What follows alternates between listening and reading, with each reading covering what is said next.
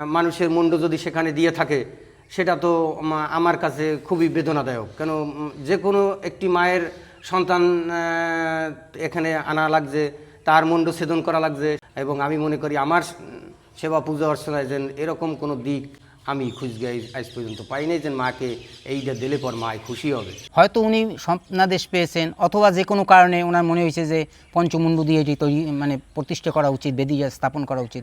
5 জন জীবন্ত মানুষের মুন্ডু কেটে তার উপর মূর্তি স্থাপন করে তৈরি করা হয় একটি মন্দির। ঘটনাটি মুঘল শাসনামলের শুরুর দিকে, প্রায় 400 বছর আগে। ভয়ঙ্কর ইতিহাস খ্যাত এই মন্দির তৈরি করেন রাজা রুদ্র নারায়ণ রায় চৌধুরী।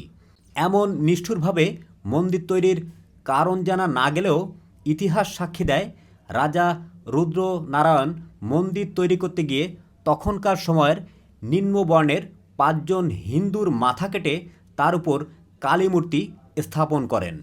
পরবর্তীতে তার এই নিষ্ঠুর কার্যক্রমের কথাটি ঢাকার প্রাদেশিক সুবেদার শাহবাজ খানের কানে যায়।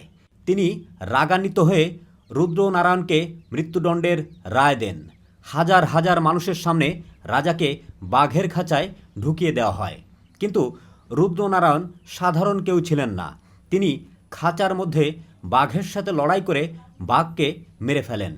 তার এই ভয়ঙ্কর ক্ষমতা ও সাহসিকতার জন্যে সুবেদার শাহবাজ খান রুদ্রনারায়ণের মৃত্যুদণ্ড মৌকুফ করে দেন।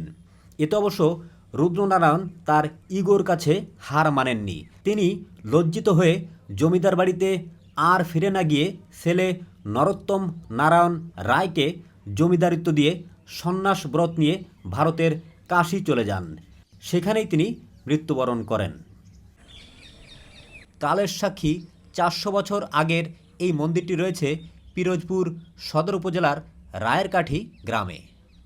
রাজা রুদ্র নারায়ণ রায় চৌধুরী যে মূল মন্দিরটি তৈরি করেছিলেন কালী মন্দির, সেটা কোনটা? সেটাইটা, সেই কালীমাতা এখন নাই।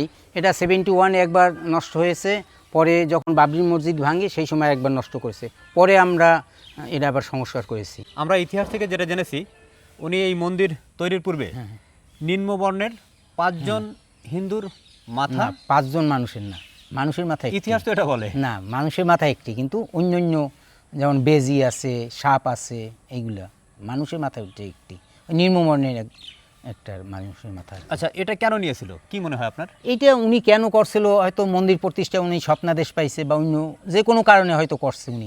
5 জন মানুষের মাথা দিয়ে এই মন্দিরটি তৈরি।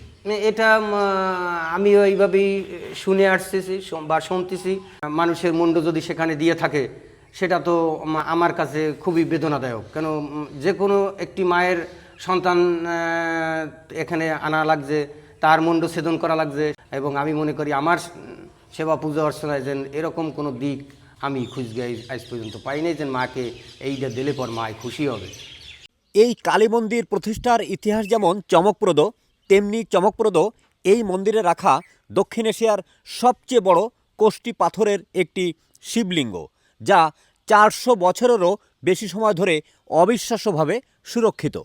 এটা লড়াইতে পারে নাই, তাই? এবং এটা নিতে হলে তো ক্রেন ঢুকাইতে হবে, কিন্তু এই জাতীয় তো ক্রেন ঢুকানোর কোনো সুযোগ নেই। এটা এত বড় শিব এবং যেভাবে প্রতিষ্ঠা করা হয়েছে, স্থাপন করা হয়েছে, এটা লড়ানোর কোনো সুযোগ নেই। 47 এটা নিতে পারে নাই, 71-এও নেওয়ার চেষ্টা করছে, তখন এটা নিতে পারে নাই।